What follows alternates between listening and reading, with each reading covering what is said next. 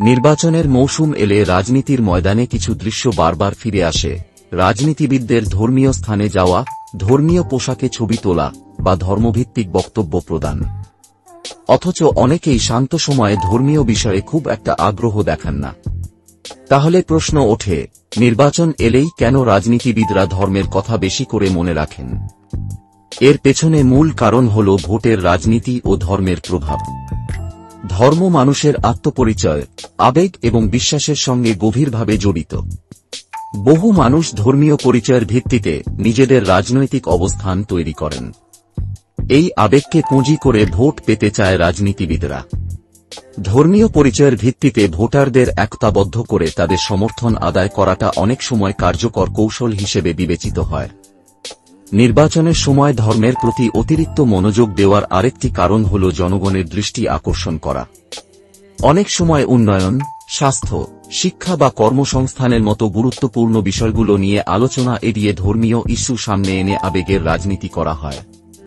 এতে ভোটারদের মধ্যে বিভাজন তৈরি করে নির্দিষ্ট একটি গোষ্ঠীর ভোট নিশ্চিত করার চেষ্টা চলে। এছাড়াও কিছু রাজনীতিবিদ ধর্মকে ব্যবহার করেন বিভেদ তৈরির অস্ত্র হিসেবে।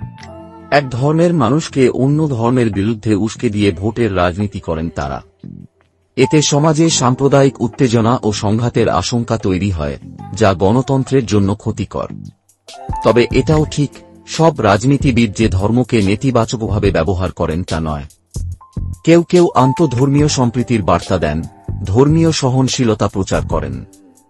কিন্তু তারা সংখ্যায় কম এবং মিডিয়ার আলোয় কমই থাকেন। মূলধারার রাজনীতিতে ধর্ম প্রায়ই ব্যবহৃত হয় কৌশলগত হাতিয়ার হিসেবে। সবচেয়ে উল্লেখযোগ্য বিষয় হল, নির্বাচনের পরপরই এসব ধর্মীয় আগ্রহ অনেকটা হ্রাস পায়। যেসব প্রতিশ্রুতি দেওয়া হয় তার বাস্তবায়ন হয় না। এ থেকেই বোঝা যায়, অনেক রাজনীতিবিদের কাছে ধর্ম একটি অস্থায়ী ভোট পাওয়ার মাধ্যম মাত্র।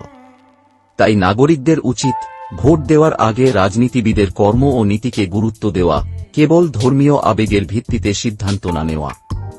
সচেতন ভোটারই পারে নির্বাচনে প্রকৃত পরিবর্তন আনতে।